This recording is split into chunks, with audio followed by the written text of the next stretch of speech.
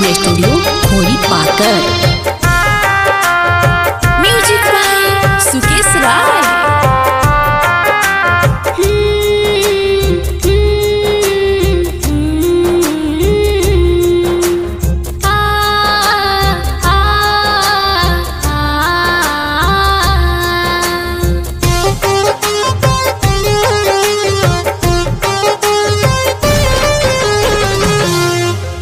सनम काहे इतना सतावे लहू, सनम काहे इतना सतावे लहू। पास रह के भी दूर काहे चले जा लहू, पास रह के भी दूर काहे चले जा लहू। सनम काहे इतना सतावे लहू, सनम काहे इतना सतावे लहू।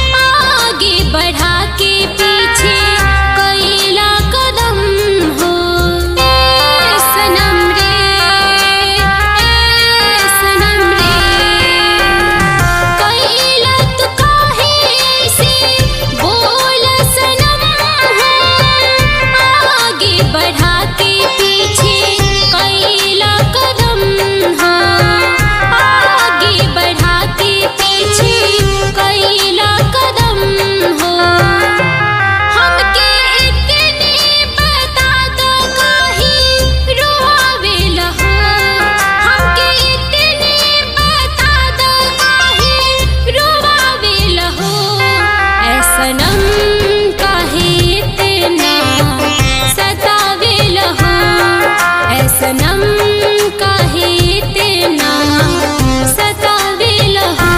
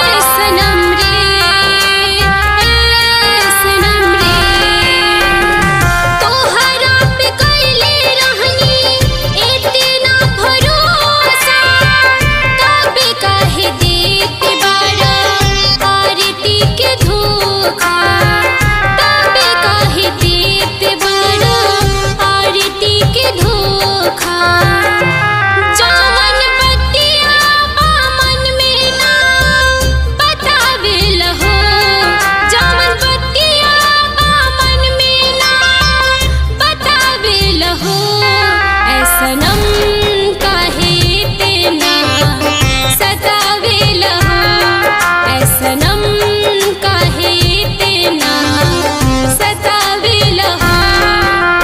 सत्यम रिकॉर्डिंग स्टूडियो खोरी पाकर।